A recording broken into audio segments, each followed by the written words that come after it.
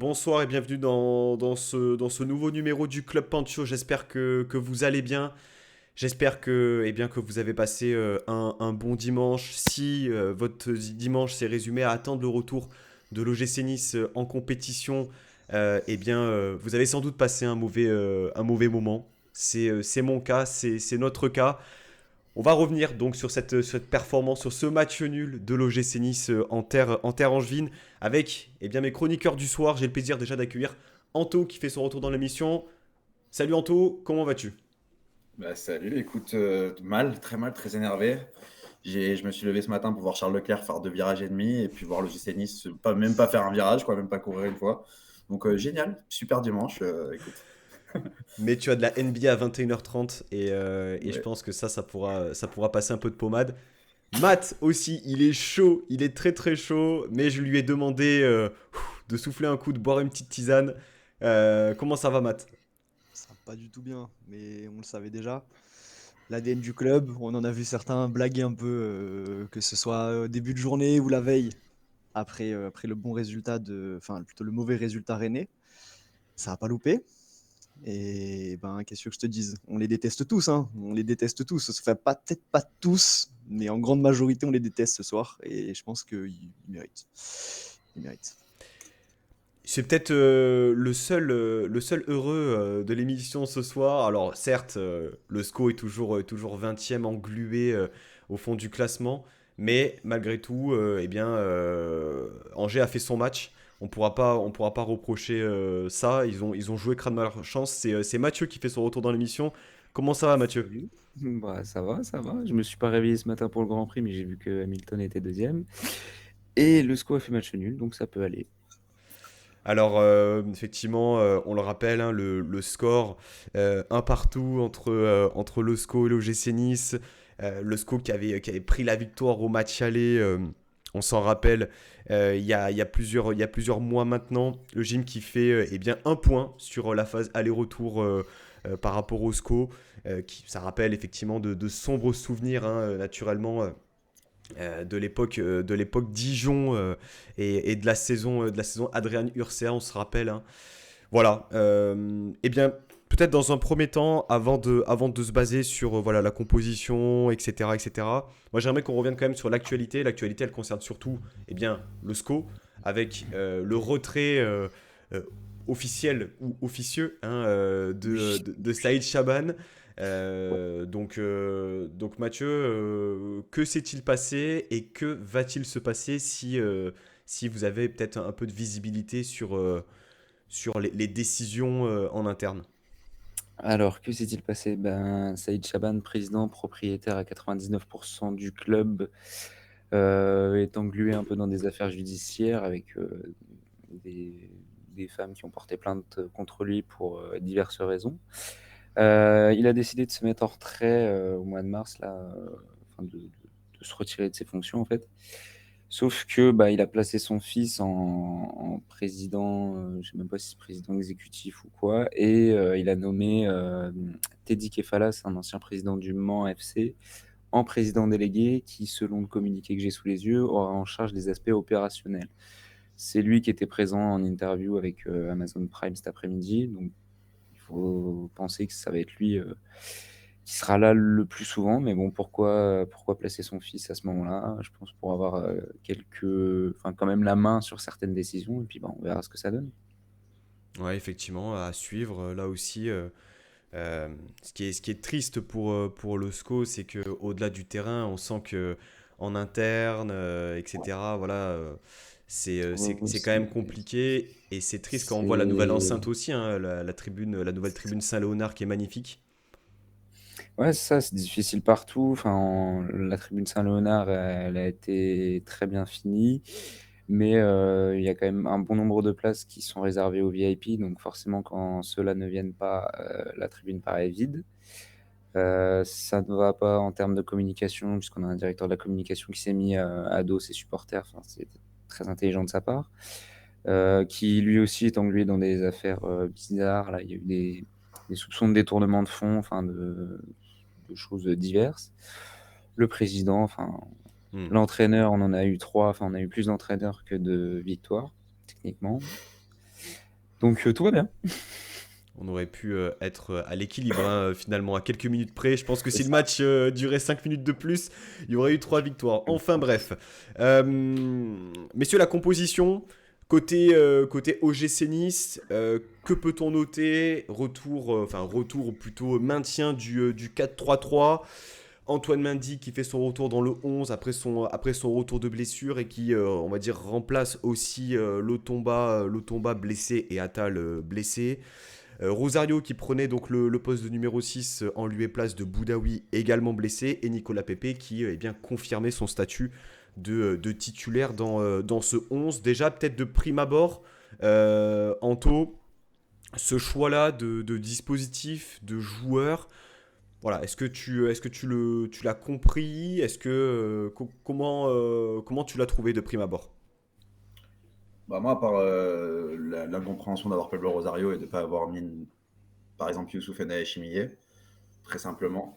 Je ne le comprends pas. Après, le reste, globalement, je trouve ça cohérent, tu vois. Donc, il n'y a pas de souci. À droite, t'as que Mendy. Et puis, c'est pas le mec qui il a toujours montré des bonnes choses. Donc, honnêtement, le reste, ça me choque pas. Voilà, le seul truc qui me choque vraiment, c'est vraiment ce Pablo Rosario, là.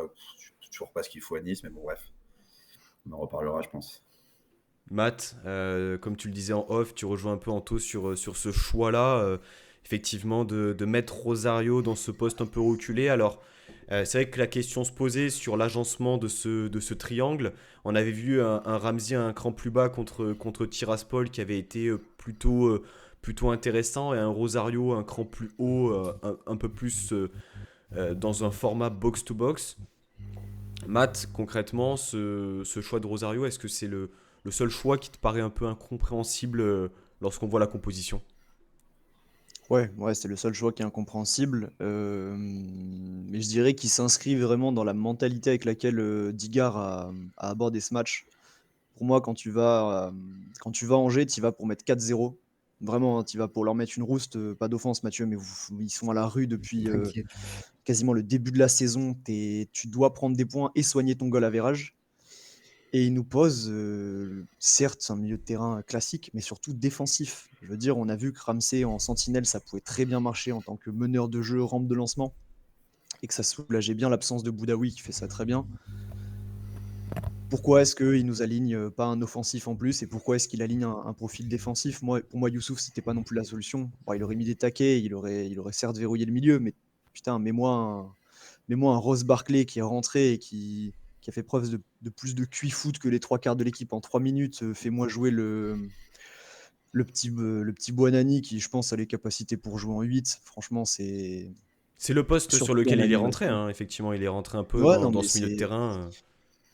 il n'y a pas assez de ballons dans cette équipe pour les ambitions qu'aurait dû être celle du gym, sur ce match. Franchement, on y allait, on a joué petit bras et on va en reparler, mais en termes d'attitude, c'était déplorable. C'était déplorable.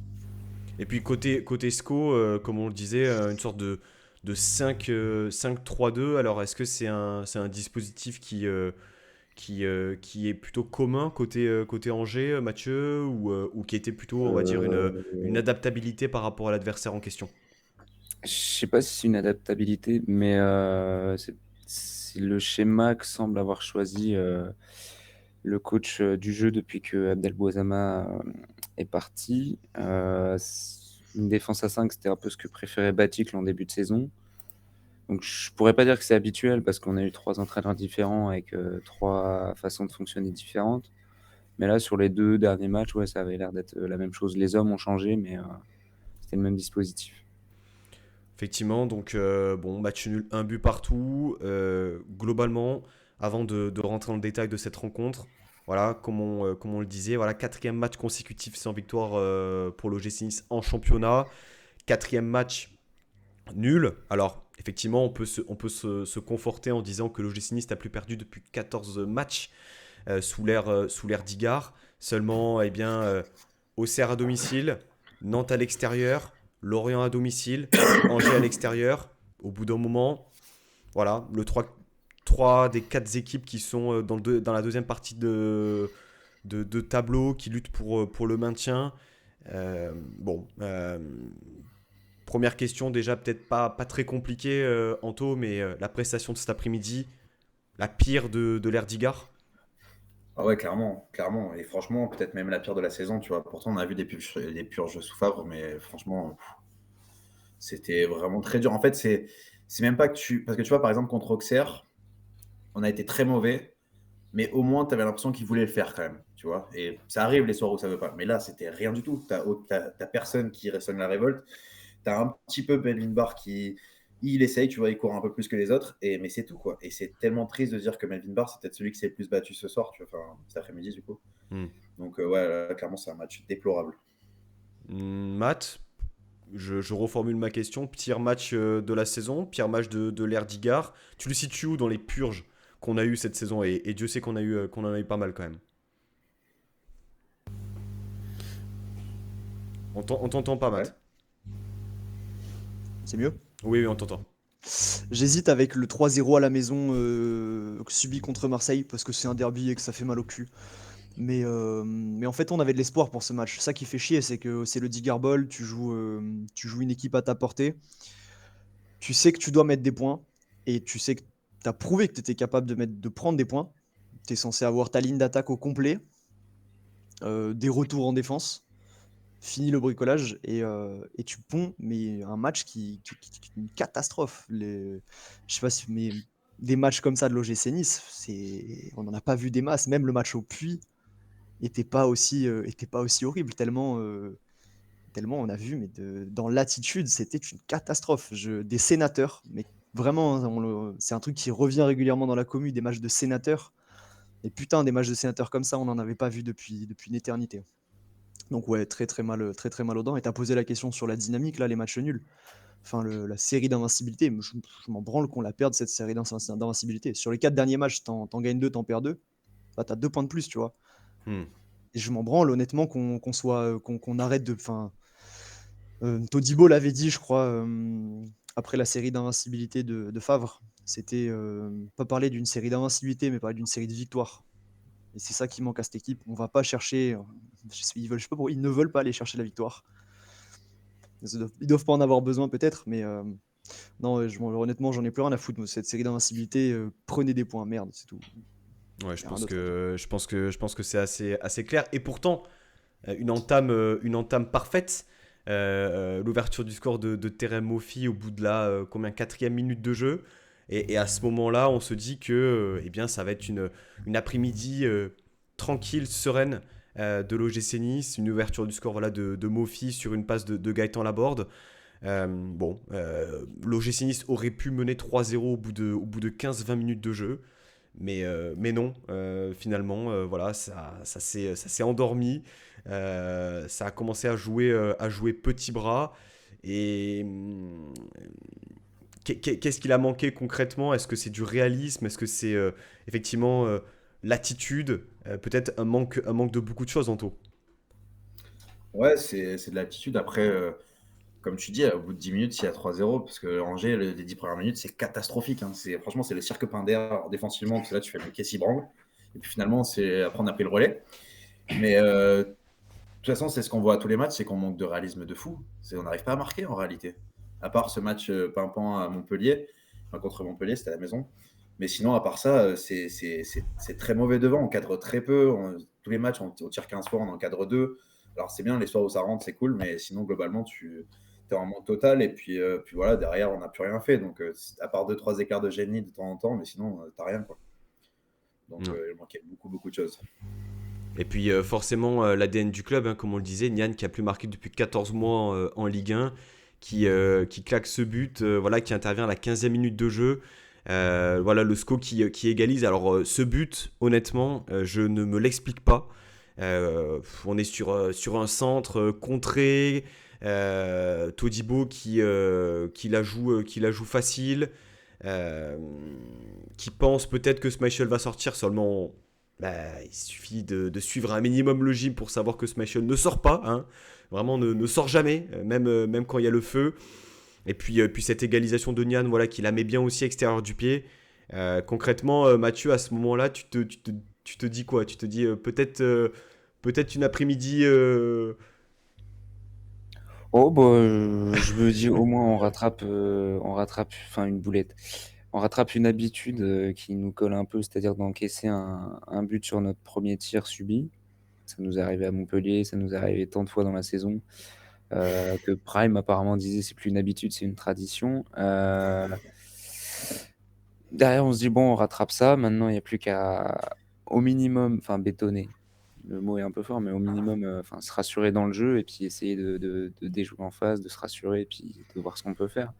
Et on a vu qu'au fur et à mesure du match, bah, c'était pas simplement de la défense qu'il fallait faire, mais on avait moyen de faire mieux, quoi. Ouais, c'est ça, c'est que finalement, Ouais, tu t'es pas resté derrière à bétonner. À chaque fois qu'il y avait ouais, une c'est ça. opportunité, bah, Angers voilà, a joué les coups à fond, quoi. En fait, Ouais, c'est ça. c'est une équipe peut-être aussi complètement décomplexée par rapport à sa situation. Elle sait qu'elle est condamnée à 80, 97, 98%. Mm. Même si mathématiquement il reste encore des points, bah, et ça a joué les coups à fond, hein. Ça reste chaud. Ça reste chaud. Je faisais le calcul avant le match. On avait 16 points de retard sur le premier non relégable. Il reste 10 matchs. Bon, tu fais vite le calcul. Tu prends, enfin, faut que tu gagnes les 5 prochains matchs et que ceux devant perdent les 5 prochains matchs. Hmm. Ce qui n'arrivera pas. Donc, enfin, c'est quasiment fini. Après, je pense que ça a fait du bien aux joueurs de marquer parce que ça faisait 3 matchs qu'on n'avait pas fait. 3 matchs que tu n'avais pas Désolé. marqué. Ouais. Le dernier but, ça Oh, remontait à fin ah, février, c'est pour te dire. ah, ça fait mal. Ah, cette stat, je l'avais Désolé. pas. Ah. Entre-temps, on en a pris 5 à Montpellier, 2 à domicile face à Toulouse et 3 à Lens. Donc voilà, tu restes sur 11 buts encaissés, t'en mets un. Mhm. Donc bah, je pense que ça leur a fait du bien parce que sur les derniers matchs, on sentait plus qu'ils en avaient ras-le-bol, ils étaient un peu au fond du trou, etc. Donc il n'y avait rien qui leur réussissait. Et là, au contraire, j'ai trouvé que tout au long du match, ne serait-ce que dans les contres, ça nous était favorable, là où sur d'autres matchs, c'était des contres défavorables, que ça profitait à l'adversaire. Le nombre de centres qui passent devant notre but, où il y a des Niçois qui se jettent et qui sont à ça à toucher, de la mettre. Sur d'autres matchs, ça rentrait 5-10 fois. Hmm. Enfin, sans vouloir vous remettre la tête dedans, Non. mais voilà, quoi. Je pense qu'on a eu un peu de réussite aujourd'hui qui nous fuyait depuis un certain temps. Ouais, puis vous avez fait la différence à l'envie aussi, tu vois. On C'est voyait que les ça. mecs, ils voulaient jouer au foot, pas nous, donc ça fait la diff.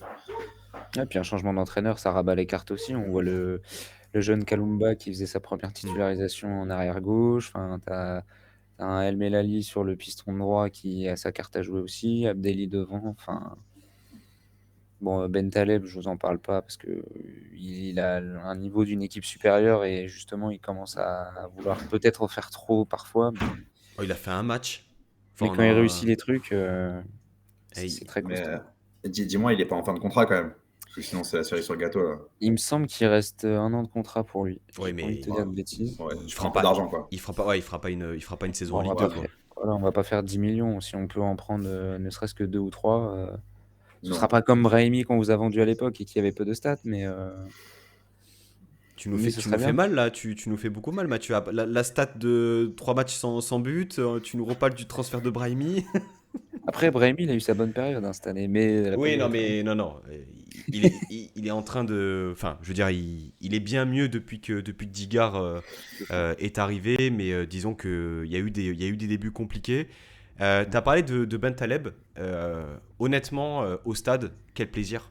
Enfin, vraiment top joueur, C'est ça. et ça me fait mal de le dire, mais il a pocket Rosario tout le match. C'est pas Rosario dur, hein. savait plus où il habitait, alors je suis pas étonné par rapport à ça, hein, Ouais, c'est ça. mais sacré joueur, Ben Taleb. Bah, techniquement, il est très bon, ça je pense qu'on le savait déjà avant qu'il arrive. Et aujourd'hui, j'ai trouvé très intéressant dans son jeu de corps, genre mettre son corps en opposition pour défendre. Enfin, j'ai regardé mes voisins, je leur ai dit, on a l'impression qu'il a un énorme boule. Enfin, il bougeait les gens, il était costaud sur les appuis, etc. Et franchement, il a gardé pas mal de ballons. Bon, il en a perdu un ou deux à tricoter, mais quand tu es un dribbleur et que tu es très technique comme ça, au bout d'un moment, tu as tendance à vouloir faire le dribble. Et bah, c'est le dribble de trop, mais c'est un joueur Hmm. très agréable à avoir joué d'habitude, il n'y a pas de souci. Et puis en face de lui, Pablo Rosario, qui, je le rappelle, a joué 72 minutes cet après-midi. Ça fait toujours du bien de rappeler ça. Euh, voilà, un but partout à la 15e minute de jeu. Euh, messieurs, là, Anto et Matt, à ce moment-là, qu'est-ce qu'on se dit? Est-ce qu'on se dit, bon, ben c'est pas grave, on retourne au fourneau et on en plante 2, 3, 4 ou ça commence à cogiter à ce moment-là et on se dit, aïe aïe aïe, l'après-midi infernal, Matt. Bah, je vais te dire, moi, les toutes premières minutes, je crois que c'est Thuram qui est complètement aux fraises avant qu'on marque sur l'aspect défensif. Je me dis, putain, retour d'équipe de France, il va être déconnecté, machin, il va pas être concentré sur son match. Une minute plus tard, merveilleuse passe pour Laborde, je suis rassuré. Et finalement, c'est Todibo qui fait la connerie. Et tu sens qu'il y a un problème dans cette équipe, que ça flanche un peu. Et je me dis, c'est pas compliqué. Là, c'était un cimetière. Franchement, après le but, tu y étais, tu dois mieux savoir que moi. Le stade, c'était un cimetière. Je me dis, si on n'en remet pas un vite, c'est con, hein, mais ils vont commencer à y croire, tu vois. Ça va leur donner de l'espoir. Chaque minute qui passe, en fait, chaque minute qui se rapprochait de la mi-temps, ça te rapprochait du discours du coach qui va dire à son équipe, bah voilà, vous voyez, on joue décomplexé, le résultat nous sourit, etc. Donc je dis, il faut qu'on marque vite. Parce qu'on les a eu les occasions en plus. Tout le monde s'est dit quand on a pris le but, putain, on devrait être à 3-0. Donc tu te dis, il faut qu'on marque vite. Et là, tu sais pas ce qui se passe. Ils ont tous décidé de penser qu'à leur gueule. Il y a une espèce d'ego mal placé de la part de nos attaquants qui se sont tous dit, moi, je vais faire la différence par moi-même, ou alors de faire des passes complètement à contre-temps. Et tu te dis, en fait, moi, je pomme au bout d'un quart d'heure. Je me suis dit, mais ça va être un match horrible. J'ai senti la merde venir, l'ADN du club, etc. On s'est mangé le crâne, le scénario de tu dois mettre 3 buts, tu te fais égaliser. Là, moi, je te dis, déjà la première mi-temps, je commençais à être un peu vénère, mais tu vois, je me suis dit, allez, on sait-on jamais, changement à la mi-temps, etc. Ça pourrait relancer le match. Mais déjà, moi, je pense que tout le monde l'a vu à l'écran, hein, cette équipe n'était pas dans son match. Clairement. Cette équipe a joué à l'envers. Nono nous dit il faut arrêter avec le Rosario bashing, personne n'a rien fait aujourd'hui. Alors, je vais me permettre Il a rien, jamais rien fait à l'OGC Nice. de répondre. Alors, chacun est libre d'avoir son avis par rapport à Rosario. Moi, je vais exposer le mien. Moi, j'ai rien contre Rosario. Par contre, Rosario numéro 6 à l'OGC Nice dans un milieu à 3, ça me gêne profondément. Parce que, eh bien, pour moi, ce poste-là, il faut un joueur de ballon. Il faut un joueur qui ait une qualité technique pour ressortir. C'est pour ça que Boudaoui est autant précieux à l'OGC Nice. C'est parce qu'il sait le faire, parce qu'il a l'intelligence de jeu, l'intelligence de placement. Et Rosario, malheureusement, il a des qualités qui ne se rapprochent pas de ce type de jeu-là. Moi, j'aurais préféré voir Ramsey un cran plus bas pour orienter le jeu. Après, voilà, c'est un soldat. C'est le mec qui va, qui va à l'impact, etc. Mais cet après-midi, honnêtement, il n'a pas été bon. Il n'a pas été bon. Et c'est pas une attaque personnelle, mais concrètement, le voir faire 72 minutes, j'ai pas compris. Voilà. Donc, Digard a dit en conférence de presse d'après-match que peut-être qu'il avait mis un peu de temps à réagir. Quelle analyse tu as, Anto, par rapport à ça? Est-ce que, selon toi, le coaching a été un peu tardif aussi de la part de Digard? Ah, clairement, hein. Il a 25 minutes de retard. J'exagère, mais bon, peut-être pas, on remarque, hein. Franchement, à la 50e, je pense que je fais vite des changements parce que le début de deuxième mi-temps, il est catastrophique aussi. Et je pense que tu dois changer des choses. Après, je vais dans le sens où je pense que Digard, il apprend aussi, tu vois. Et je pense que c'est bien qu'on passe par ce genre de choses, malgré tout. Parce que à 95%, il restera avec Digard. Je ne sais pas si vous êtes d'accord avec moi, mais je pense qu'il va rester l'année prochaine. Donc tu te dis qu'il apprend aussi. C'est des matchs où il va apprendre de ses erreurs, etc. En tout cas, j'espère qu'il saura faire aussi une autocritique. Après, Une quoi? Rosario, une autocritique Non, de lui-même. non, non, non, non. Non. Tu ne parles Non. pas d'autocritique. Allez hop, Non, Captain non. Dante là qui Non, dit non. Pardon, excusez-moi. mon siffle Excusez-moi. habituel, putain de merde. Mais non, C'est mais trop après, musclé, ça. à sa décharge, comme dit Nono, c'est vrai que dans le sens, il n'y a pas beaucoup qui ont été bons aujourd'hui, tu vois. Donc Rosario, il était dans le moule, mais en fait, Rosario, il est toujours dans le moule des mauvais. Donc, tu vois, c'est un joueur. Alors, maintenant, je vais dire les faits. Dans une défense à 3, il est bon parce qu'il ne sert à rien. Il ne sert qu'à couper les ballons. Il ne monte jamais. Et c'est notre problème dans une défense à 3, c'est que si tu n'as pas un Chimier qui fait un peu d'effort, ça ne sert à rien, notre défense à 3. Et Rosario en 8, il était bon 3 matchs quand il est arrivé. Et depuis, il est nul à chier. Il ne court pas, il n'anticipe pas les passes, il ne fait rien. Ce mec n'a pas le niveau pour le GC Nice, tout simplement. Ça, c'est mon avis pour Rosario. C'est ton avis. Matt, concernant Rosario, match compliqué aussi. Peut-être défensivement, alors on a parlé du match de Bentaleb, mais aussi ouais, des choix de passe compliqués. Voilà, symbole aussi peut-être d'un coaching raté de la part de Didier Digard. Ouais, non, mais match horrible de Rosario, je pense, autant pour lui que pour nous à regarder. Il a été bon ni à la relance, et surtout, je pense qu'il était à l'ouest dans son placement. Moi, j'avais l'impression qu'il était jamais au bon endroit. Il y a des moments où Bentaleb récupérait le ballon en contre-attaque. Rosario était à 10-15 mètres. Plein axe, tu vois. Tu te dis, enfin, Bentaleb, t'es plein axe, c'est ta Rosario qui est ton 6, qui est ta sentinelle, qui doit couvrir ta défense. Il y a 15 mètres. Exilé sur le côté, qu'est-ce qu'il fait? Et à la relance, jamais disponible pour qu'on s'appuie sur lui. Déjà que techniquement, c'est pas le joueur le plus propre, donc tu sais que si tu lui mets pas un ballon quasi idéal, tu t'exposes à une perte de balle. Mais si en plus tu peux même pas le trouver, le gars, enfin, moi j'ai trouvé qu'on manquait d'idées sur certains circuits de passe, etc. C'était pauvre aujourd'hui. Et c'est pas lui rendre service que de le mettre en 6 de la part de Digard. Donc pour moi, la faute est autant pour l'un, parce qu'il a montré, que pour l'autre d'avoir pris cette décision de le faire jouer 6. Ouais, Et, et pour revenir à ce que disait Anto sur le coaching doit avoir lieu à la mi-temps. Enfin, je veux dire, moi je suis. dans le sens où, je vais m'expliquer, mais c'est que il a dit en conférence d'après-match qu'il n'a pas eu l'impression qu'il y avait eu un complexe de supériorité de son équipe ou de manque de respect. Mais pour moi, il vient aussi de sa part le manque de respect. Quand tu rentres à la mi-temps et que tu te dis que tout va bien se passer, en ne changeant rien tactiquement, c'est se leurrer parce qu'il y avait systématiquement 4 Angevins pour un Niçois et on n'a jamais réussi à sortir de ce genre de situation. Ils nous ont bouffé. Ouais, mais ça tu peux aussi te dire qu'il a fait un discours dans le vestiaire et qu'il attendait qu'il y ait du changement par rapport à ça aussi, tu vois, parce que finalement, les 15 premières minutes, s'il y a 3-0, le match il est bouclé et tu te dis, bah, au fait, le plan tactique il est bon, tu vois. Ouais, mais Peut-être qu'il se dit qu'avec le discours qu'il va avoir à la mi-temps, je sais pas ce qu'il s'est dit, je sais pas qui c'est qui a pu parler, mais que ça va aller mieux, quoi. Tes 10 Ça va être dernières le cas. minutes, tes 10 dernières minutes de la première mi-temps, c'est pas les mêmes que les 10 premières. Hein.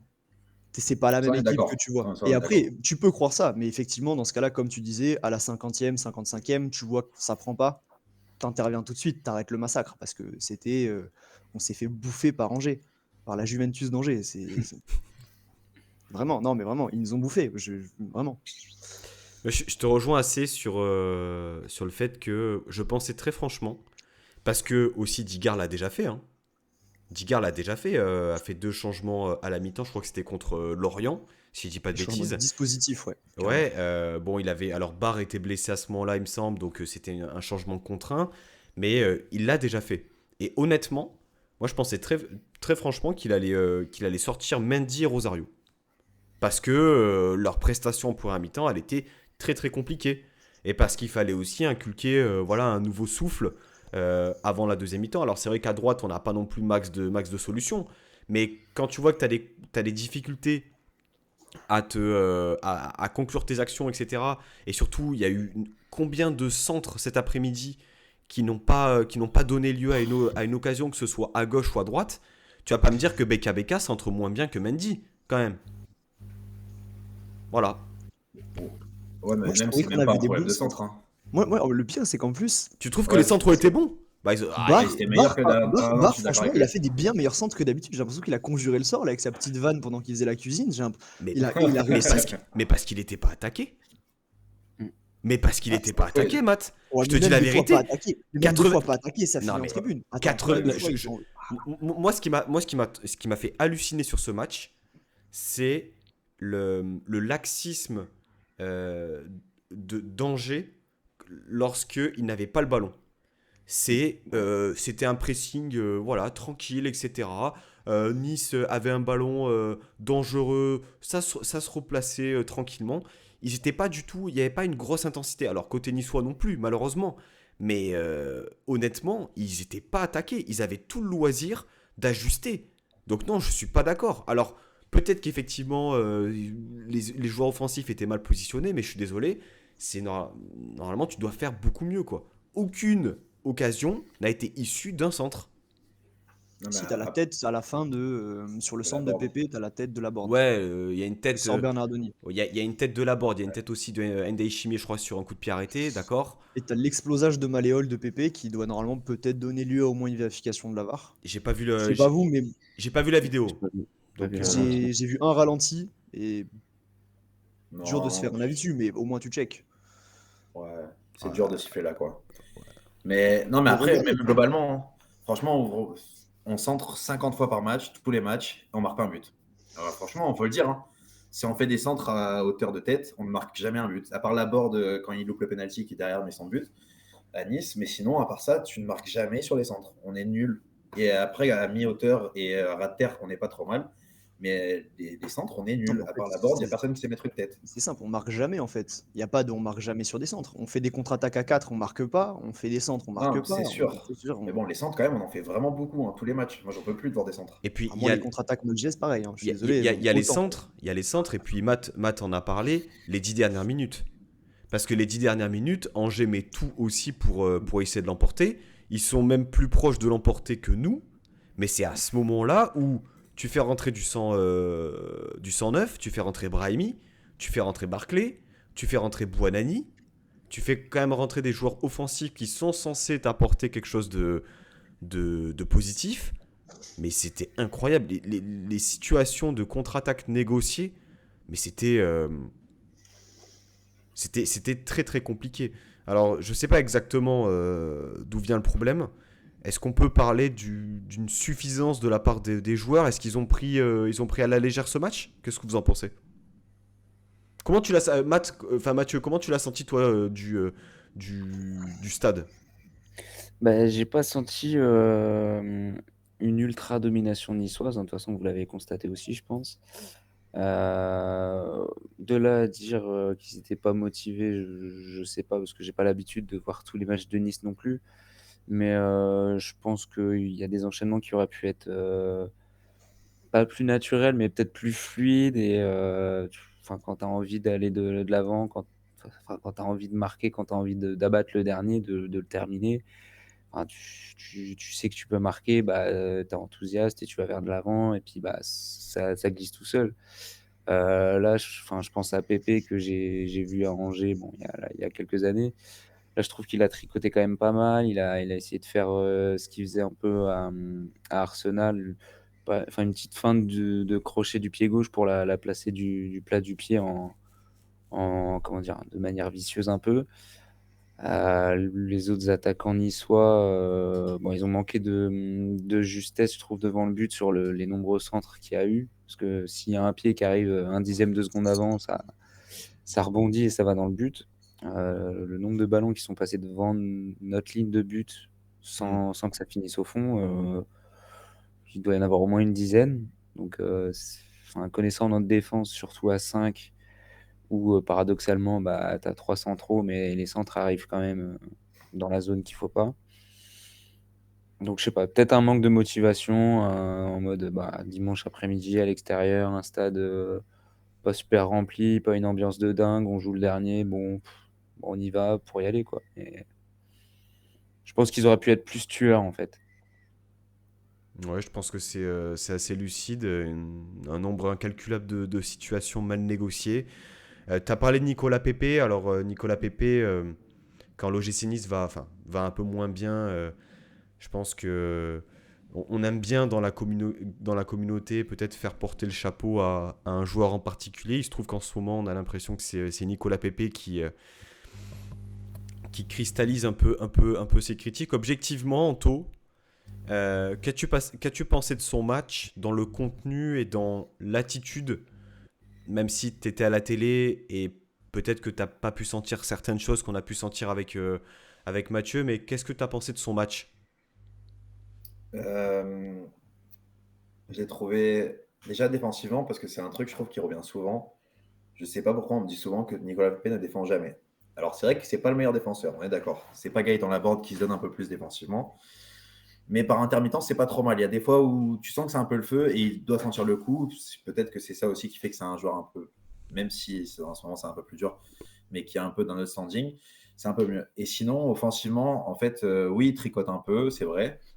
Mais on a retrouvé le schéma de Favre où finalement, il n'y avait pas beaucoup de mouvements, où personne ne se trouvait. Donc, tu vois, peut-être que aussi, c'est ça qui pousse à faire un peu plus. Et ben, paradoxalement, à part les 15 premières minutes où quand c'était Thuram qui tenait le jeu, et c'est là où à chaque fois par Thuram que tu passais pour avoir des grosses actions, ben après tout le reste du match, c'est quand il y avait Pépé qu'on avait des occasions. Donc, je trouve la communauté très très dure en ce moment avec Nicolas Pépé. Autant le dernier match, son retour de blessure, je l'ai trouvé catastrophique, surtout dans l'attitude. Autant ce soir, je trouve que c'est très dur pour lui, les gens qui s'abattent sur lui. Je ne comprends pas trop, je trouve que c'est un peu injustifié. C'est pas parfait, mais c'est quand même pas, voilà, c'est pas le pire, quoi. Alors, effectivement, je te rejoins complètement et je te donne la parole après Matt sur son contenu sur le terrain. Après, j'ai fait toute la deuxième mi-temps, il était vraiment à 10 mètres de moi. Et je pense que l'attitude qu'il renvoie, c'est un gars qui paraît un peu insatisfait. Insatisfait du jeu de son équipe, insatisfait de son rendement personnel.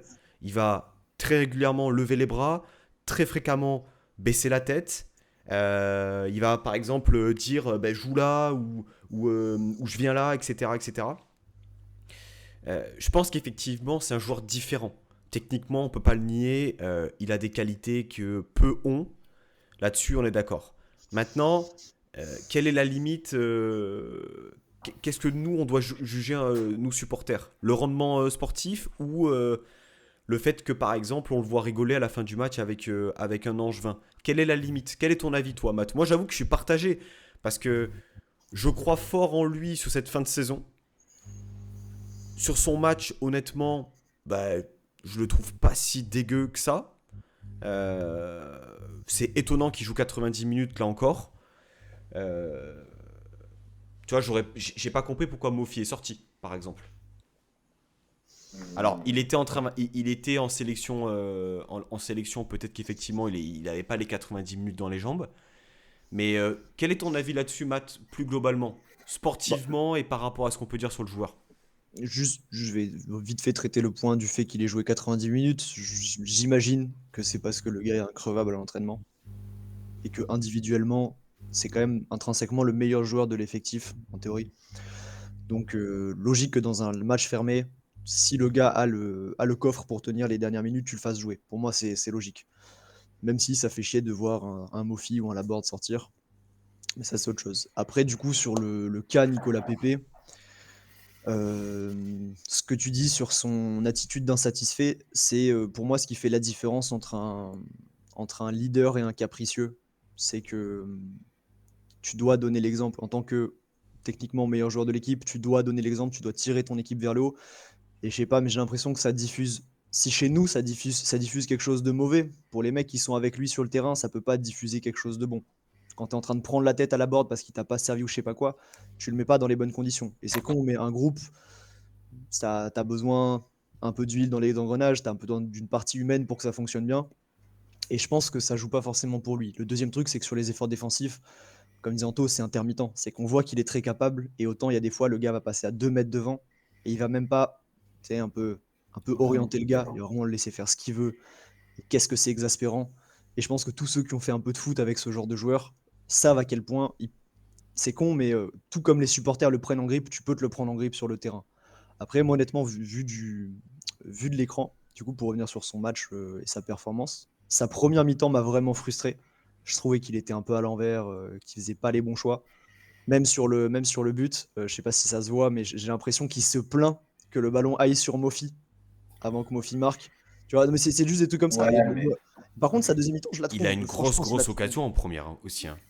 La frappe contrée, honnêtement, si elle n'est pas contrée, je sais pas comment elle sort à la télé, mais en tout cas, du stade, c'est Ouais, c'est une occasion nette, hein.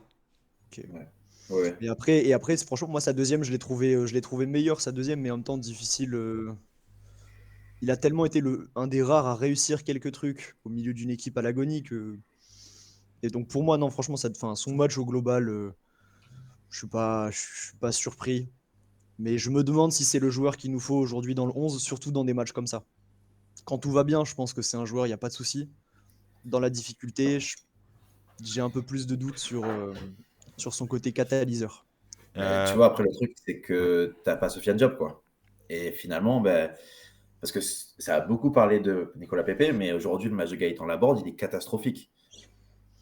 Tu vois, c'est que même dans l'envie, c'était pas bon. Et on sait que Gaëtan Laborde, quand dans l'envie, c'est pas bon, le reste, c'est compliqué. je, Donc, tu vois, c'est quand même dur, tu vois. je te trouve C'est pour assez ça que je dur pense que le gars, sur la board. En fait, il a été peut-être, il a manqué de justesse dans certaines transmissions, dans toute la dimension technique, hein, qui peut lui faire défaut par moment parce que lorsqu'il se donne, peut-être qu'il perd un peu en lucidité, hein. C'est un peu ce qu'on répète à chaque fois par rapport à la board. Mais par contre, ce qui m'a étonné, c'est en première mi-temps, je me suis fait la réflexion. Le côté droit, là, Valérie El Melali, c'était très faible. C'était vraiment très faible par rapport à l'autre côté. Et je me suis dit, mais pourquoi on joue jamais de ce côté-là, en fait? Et forcément, quand tu joues avec un Laborde côté gauche, c'est pas le mec qui va te chercher de la percussion. C'est pas avec un côté gauche Laborde barre que tu vas faire des doublements, que tu vas aller percuter, que tu vas aller centrer, etc. Donc là aussi, j'ai trouvé bizarre, non pas de faire démarrer Laborde, mais de ne pas s'adapter. Et je pense qu'effectivement, Sofiane Diop, dans ce type de match, voilà, à ce poste-là en plus bien précis, un peu d'ailier gauche recentré. Voilà. Mathieu, j'avais besoin d'avoir ton avis sur bah, le souvenir que tu gardes de Nicolas Pepe. Est-ce que ça t'étonne pas le bilan qu'on peut tirer sur lui, mais le retour qu'on peut avoir sur lui ou pas? Ça m'étonne pas tellement. Bon après nous enfin j'avais un souvenir de lui, mais c'était à son début de carrière, donc il a évolué entre-temps. J'ai continué un peu à le suivre à Lille. Je voyais ce qu'il faisait à Arsenal aussi, parce que j'aime bien ce club-là aussi. Je trouve qu'Arsenal, justement, enfin à Lille, il était peut-être à son pic de carrière, et Arsenal, c'est peut-être un peu redescendu parce que la concurrence, parce que le niveau était peut-être un peu trop haut pour lui. Et du coup, je trouve qu'à Nice, il est un peu, j'allais dire, irrégulier et bah, je sais pas s'il s'enferme dans ce qu'il sait faire, mais il change pas trop, comment dire, il, il a Du toujours mal le à se même. renouveler? Ouais, voilà, c'est ça. Il y a toujours les mêmes, pas les mêmes frappes, mais les mêmes feintes, les mêmes gestes, les mêmes choses. Enfin, il devient un peu prévisible en fait, si tu veux. Et bah là, je trouve qu'aujourd'hui, il a été quand même assez bien muselé. Je le trouvais quand même assez en jambes, enfin, en début de match. Mais après, bon, quand tu connais le joueur, tu sais à peu près comment défendre sur lui. Tu sais que son pied gauche, bah, c'est son arme principale, mais pied droit, si c'est un pied qui traîne, il peut se jeter quand même, mais il fera pas de grosses frappes du pied droit, quoi. Donc si tu l'amènes dessus, bah, tout de suite, il perd en dangerosité, pardon. Ouais. Puis bon, la déclaration aussi qu'il y a eu cette semaine par rapport à son départ d'Arsenal, le fait que il voulait peut-être s'inscrire dans le club, mais que bon, ce sont les choix du coach. Bon, est-ce que tout simplement aussi, là c'est vraiment une interprétation, est-ce que ce serait pas aussi un joueur qui aurait tout simplement le melon? Ça- ça, la c'est possible. question, la question à 1000 balles. Est-ce qu'il aurait tout simplement pas le boulard, le type, quoi? Enfin, je veux dire, au bout d'un moment, non mais Ça, ça, c'est non possible. mais Ah, ça, voilà, genre, c'est ça le c'est terme, ouais, peut-être, ouais. alors c'est peut-être un peu, franchement, enfin, j'ai pas envie qu'on passe du Rosario bashing au PP bashing. L'idée c'est pas ça. L'idée c'est de pointer les choses qui n'ont pas fonctionné. Et aujourd'hui, autant sportivement, PP, j'ai pas grand chose à lui reprocher. Autant effectivement dans l'attitude, bah, effectivement, le voir se fendre la poire avec des mecs d'Angers. Alors certes, il a encore des potes là-bas, mais tain, tu viens d'enchaîner un quatrième match nul en championnat. Tes espoirs de jouer à la Coupe d'Europe via le championnat, ça me nuise. Tu dis dans une déclaration que tu veux t'engager avec le club enfin, le moyen terme. Bah, du coup, tu devrais être dégoûté en soi. Tu vois. Donc c'est ça que j'arrive pas à comprendre. Mais Peut-être juste pour conclure, les gars, ouais. c'est Sur, peut-être juste qu'il a pas bien compris le club qu'on était, quoi. Aussi, tu vois, à un moment donné. Contrairement à Todibo où ça a tout de suite marché, tu vois, le gars dit qu'il veut rester, et puis bon, quand tu vois l'attitude qu'il montre, t'as juste l'impression qu'il a pas compris ou qu'on lui a pas expliqué, tu vois. Bah, après, s'il a pas compris par lui-même, des fois il faut quelqu'un pour l'expliquer, mais du coup, t'as l'impression qu'il manque peut-être une voix forte pour lui dire, bah mon coco, ok, bonne déclaration, mais viens, on va discuter 2 minutes, et du coup, je vais t'expliquer ce qu'il faut que tu mettes en place peut-être, si tu veux que ça se réalise, parce que le gars, enfin, c'est bien beau de faire des déclarations, j'imagine qu'il les fait pas pour rien, il doit y avoir une ambition derrière, mais bon, tu vois, je sais Anto. pas, l'attitude. Bah, En fait, je suis tellement partagé parce qu'en fait, je me dis, si demain, tu vois, on va voir parce qu'on sait très bien la semaine prochaine, on a un match qui est complètement différent. On joue l'autre côté du classement et on va voir une autre équipe. Tu vois, on le sait déjà, on le sait d'avance. Ça va être un match de fou. On va kiffer. Peut-être on perdra, mais on va kiffer.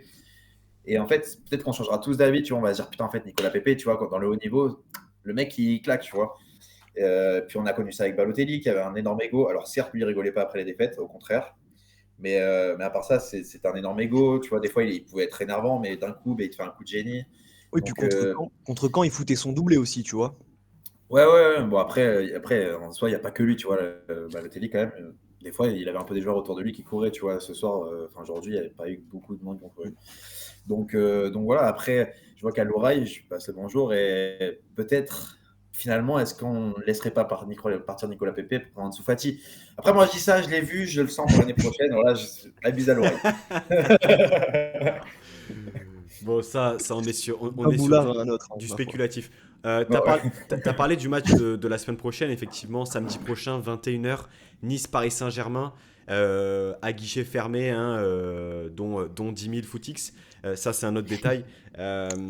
Mais donc, un autre match, une autre ambiance, le retour de Christophe Galtier, l'enfant oh, chéri de la Côte d'Azur. dans On, Freddy.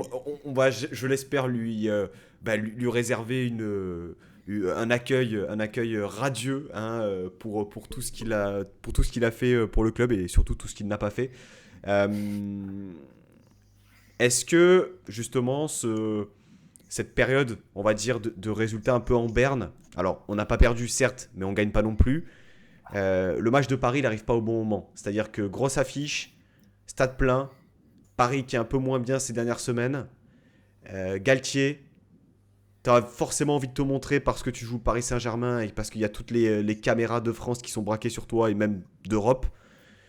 Comment est-ce qu'on voit ce match finalement? Est-ce que ce serait pas le bon moment aussi de relancer un peu la machine? Moi, je trouve que c'est le moment parfait. Je suis pas du tout d'accord avec le fait que ce soit pas le bon moment. Tu connais cette équipe, on adore jouer les gros. Paris à la maison, en plus, on en garde un bon souvenir, tu vois. Et tu connais les gueules de cons qu'on a dans le vestiaire. Les gars, justement, c'est prime time, il y aura du monde, ça va courir. Je te le dis, contre Paris, ça va courir. Ça, c'est garanti. Et je pense qu'Anto l'a un peu dit, ça va être un match totalement différent. Moi, je trouve que ça sert à rien de débriefer le prochain match enfin, en se basant sur ce qu'on avait aujourd'hui, parce qu'on sait tous très bien que ça n'aura rien à voir. Ça Ouais, n'a rien à mais voir. le truc, c'est qu'une grande équipe, ça se construit aussi dans des matchs comme ça, quoi. C'est ça qui me chagrine. C'est-à-dire que si tu es incapable de gagner contre Angers, Nantes, Lorient, Auxerre, juste à titre de comparatif, Reims en a passé 3 à Nantes. Mais Voilà, c'est à Nantes. Hein. Sauf que le problème de Reims, c'est que derrière, ils feront peut-être pas les victoires qu'on a faites au Vélodrome, à Bollard, etc. Tu vois, enfin, il y a aussi ça. Mais tu l'as C'est là en dit, vibre. Hein. c'est juste une grande équipe. On n'est pas une grande équipe, c'est tout. Point barre. On est Non. une équipe de coups d'éclat. Voilà, on est une équipe de tête de con, d'underdog. Voilà ce qu'on est. Et ça nous va bien. En vrai, ça nous va bien. Mais on n'est pas une grande équipe. Pas cette année, peut-être pas non plus l'année prochaine, je pense. À part, on verra le mercato, hein. Mais Ouais. je pense que Mais c'est même. ancré pour l'instant un peu plus profondément dans cette équipe et dans ce qu'il y a autour de ce club que pour gagner ce genre de match, tu vois. Mathieu, il reste 9 matchs au SCO. Concrètement, toi, Enfin, bon, on va dire que c'est plié. Hein, Oui, oui, oui. voilà, il y a plus trop de Disons-le. suspense. Mais concrètement, quel est l'objectif là? Peut-être de lancer des jeunes, de préparer l'année prochaine. On a vu Ouais, le jeune piston gauche dont j'ai oublié le nom, qui a été, Kalumba. qui a été assez intéressant. Déjà un physique assez atypique. J'ai trouvé, Ouais.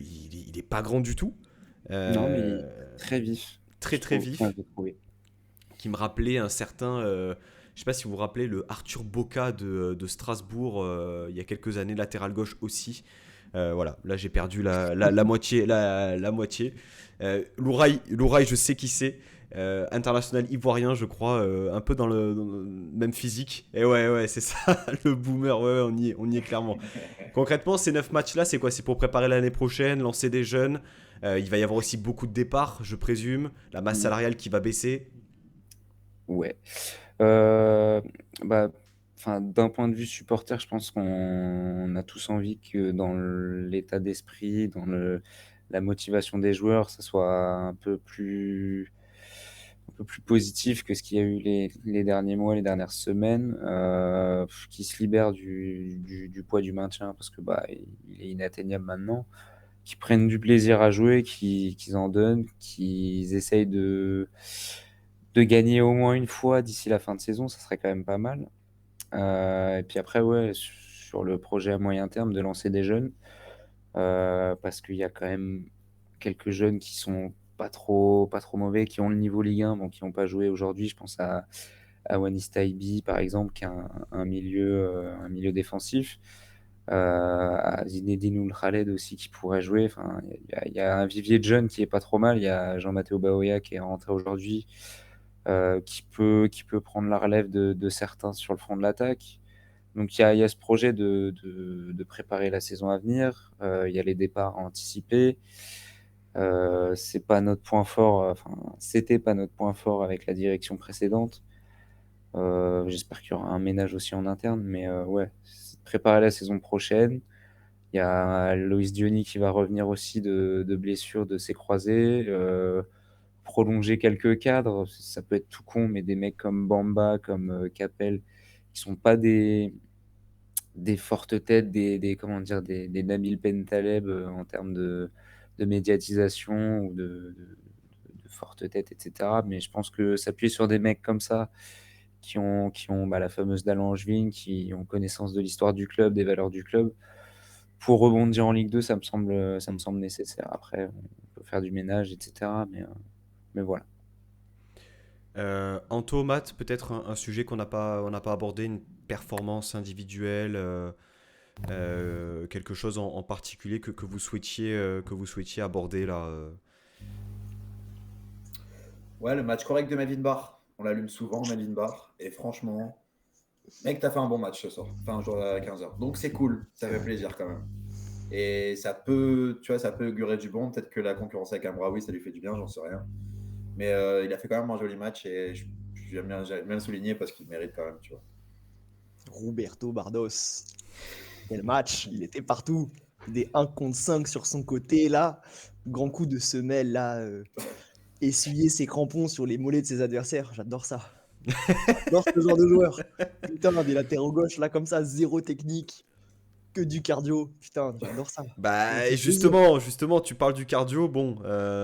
Ouais, bon, il est en espoir, non? Peut-être Bah non, il a pas pu Non, jouer il lors du est pas dernier allé. rassemblement, Ah il ouais, était non, il était blessé. blessé, c'est vrai. Ouais, mais il Ouais. revient de blessure, c'est pour ça. Matt, Ouais. un sujet, une prestation, Moi, un je... vent de positivisme peut-être?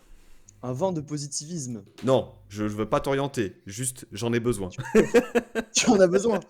Ok, dis-toi que tu as peut-être vu la pire performance de notre charnière centrale pour la saison. Oh là là, Fallait oui. bien qu'ils en Mon fassent une, Dieu. ils l'ont Ah, c'est faite. vrai qu'on n'a pas parlé d'eux. Oh putain. Et moi, Oh. j'aimerais dire que Dante, il faut qu'il aille se faire foutre aussi des fois. Là. Quand il danse la samba à la 85e sur le côté en voulant mettre des virgules à des mecs. Oh, joue au football en fait. Je lui ai hurlé dessus sur la télé. Mais moi qui ai grandi avec Sivelli en capitaine défenseur central qui remontait le terrain à coups de grandes enjambées à la 85e et qui finissait par une simulation à 30 mètres, mais c'est où est le capitaine du gym? Où est le capitaine du gym? Voilà ce que je vous dis. Donc non, les deux, ils étaient à la rue, ils étaient à Ouais. la rue complet mais surtout Dante quand même. Mais surtout Todibo sur le but, mais surtout Dante. Enfin Todibo qui paye Todibo tout autre pro qui. qu'un peine aussi. Pour Eh ouais, c'est ça, c'est que Todibo, Oh, il peut te faire le doublé coupe championnat sur un seul et même match, hein. Entre le but où il est fautif et le coup franc à 10 cm près qui se transforme en penalty, effectivement, tu fais bien de souligner que la charnière centrale, qui est habitude normalement d'être une garantie extrême de notre collectif, a été dans une grande difficulté. Voilà, avec des erreurs vraiment significatives. Donc ouais, Mais, pas évident. mais ce qui est inquiétant quand même, c'est que Dante, là, ça fait quand même 5-6 matchs où c'est très très compliqué, quoi. Alors Todibo, c'est le premier. Ça peut lui arriver, franchement. Ouais, tu vois, c'est pas grave, je n'en veux pas. Mais Dante, ça fait 5-6 matchs où c'est. Ouais. Et ça me fait un peu peur pour la suite, tu vois, parce qu'il sera titulaire contre Paris, il sera titulaire à Bâle au retour. Espérons qu'il ait un nouveau souffle, quoi, un souffle. Moi, voir. j'ai pas grand-chose à ajouter. Honnêtement, j'aurais aimé voir Buonanni un peu plus longtemps. Alors, là, voilà, le sujet avait été abordé, il me semble, un peu plus tôt dans l'émission, mais clairement, Buonanni, dans sa rentrée, dans sa prise d'espace, balle au pied, honnêtement, je comprends pas comment il a pu faire que 20 minutes. Je pense qu'il aurait mérité faire un peu plus et Genre 72. ouais, il est rentré. Ouais, ouais, non, mais. Ah, mais ça il- aurait été un bon chiffre 72, je sais pas, à l'image d'un autre joueur, tu vois. Moi, je le lui aurais donné, franchement, hein. Toi qui es sur Pablito, FM, tu vois, je pense que je serais Pablito. concocté quelque chose de bien là, tu vois. Non, Non, mais il aurait mérité peut-être un peu plus. Alors, il est rentré dans ce milieu à 3 en deuxième mi-temps, tout en laissant le côté APP. Bon, j'ai bien aimé ce qu'il a montré. Il y avait une vraie intention, une vraie ambition d'aller vers l'avant. Voilà. Et rien que par rapport à ça, ben, j'aimerais saluer ces quelques minutes lorsqu'il est rentré. Mathieu, on a beaucoup parlé de la prestation de Ben Mhm. Taleb. Côté Mhm. Angevin, moi, il y a un match, un joueur aussi, je sais pas ce que tu en as pensé. Utunji a fait un match extrêmement solide derrière. Alors, je sais pas exactement. Là je te sors le blast comme ça, hein. Oui, oui, Il a oui. fait un match solide, hein. Ouais, très, très bon. Et enfin, moi, je pensais pas qu'il avait autant de vitesse. Je pense à certaines actions où il Mm. prend PP de vitesse à la fin, là. C'est un long sujet chez nous, Tunji. On va dire que sur les réseaux, sa femme aime bien prendre sa défense et s'embrouiller avec certains supporters. Donc, j'évite de parler de lui, mais oui, aujourd'hui, il a fait un très bon match, contrairement à sa saison qui est en dessous de ce qu'on attendait de lui, je pense, quand il est arrivé pour prendre la succession des deux tauliers qu'on avait en défense. Mm. Et aujourd'hui, ouais, très costaud. Il me rassure pas tout le temps, mais il y a des fois, je trouve qu'il s'est pas embêté. Il dégage des ballons devant. Bon, il s'est placé de temps en temps pas trop mal. Aujourd'hui, il a fait un très bon match, ouais. Je suis d'accord avec toi. Un autre joueur peut-être que tu souhaitais saluer. Abdelli, notre numéro 10, Mm. Imad Abdelli, je trouvais qu'il a fait un match très solide. Techniquement, il est peut-être moins visible que Ben Taleb parce que pas au même poste. Enfin, Ben Taleb est censé être une sentinelle chez nous, Abdelli plus un vrai meneur, un numéro 10 à l'ancienne. Mais j'ai trouvé qu'il n'était pas avare d'efforts, même quand il s'agissait de presser haut. Vrai bon match de sa part aussi. Ok. Baptiste Mendy aussi, bon joueur. Ouais, Oui, moi, j'aime bien. mais lui, on a J'aime plus l'habitude beaucoup. qu'il fasse des très bons matchs. Ouais, c'est vrai. Euh, bon, messieurs, compliqué de viser la Coupe d'Europe via le championnat. All-in sur la Coupe d'Europe. Comment est-ce que vous voyez la fin de saison pour l'OGC Nice? Il reste 9 matchs à jouer. Il y aura le retour contre Rennes à domicile pour un match qui s'annonce toujours intéressant, hein. Mathématiquement, on n'est pas totalement décroché, mais juste pour vous faire un peu le classement que j'ai sous les yeux. Reims eh bien, est passé 7ème avec 46 points. On est juste derrière à 45 points.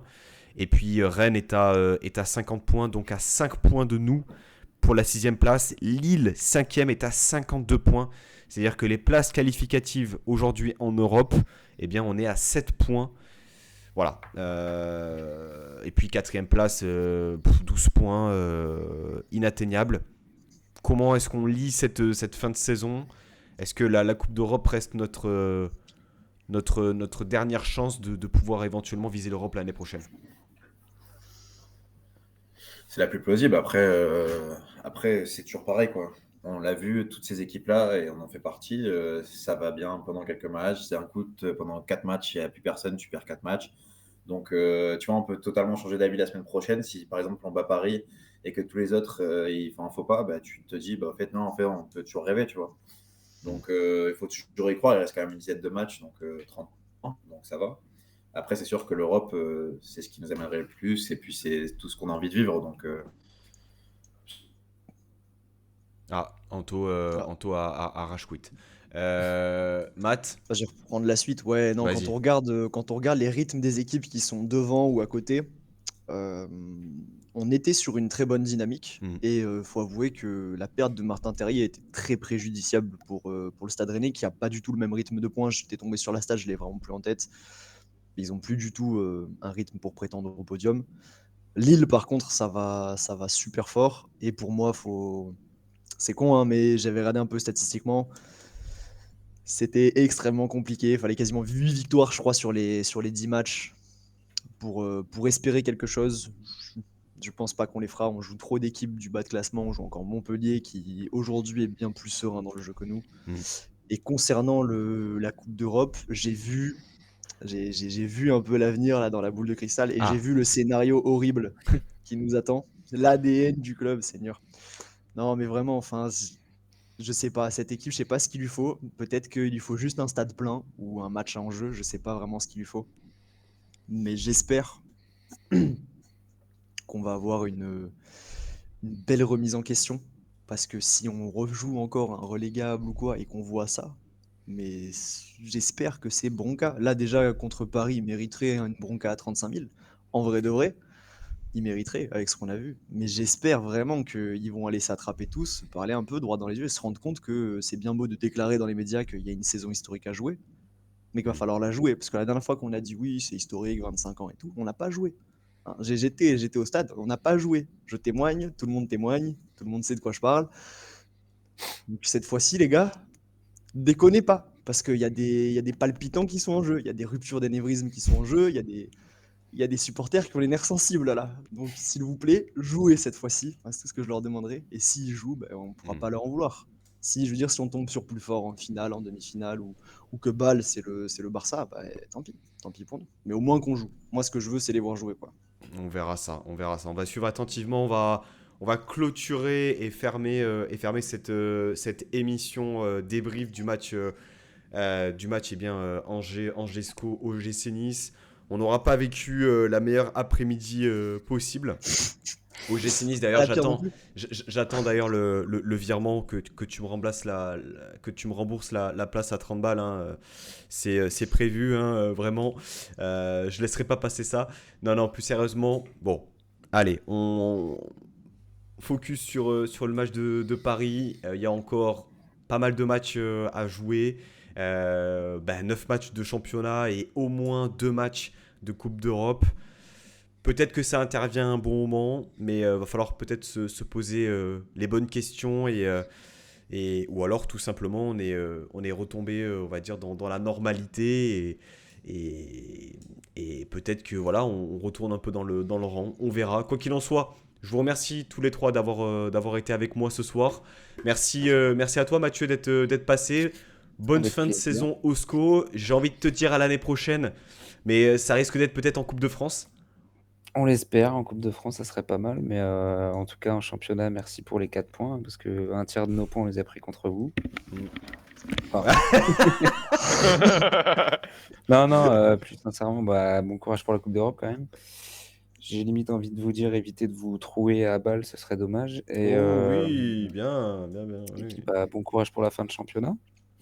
Merci à Ah, vous toi, aussi. Matt et Anto. Écoutez, bonne soirée à vous. Ne vous noyez pas dans tout type de boissons alcoolisées ou pas. Prenez soin de vous et puis écoutez, nous on se retrouve la semaine prochaine pour le débrief de Paris. Passez une très bonne soirée, un bon début de semaine et puis à très bientôt. Salut, salut. À la Bayeta. Ciao. Ciao.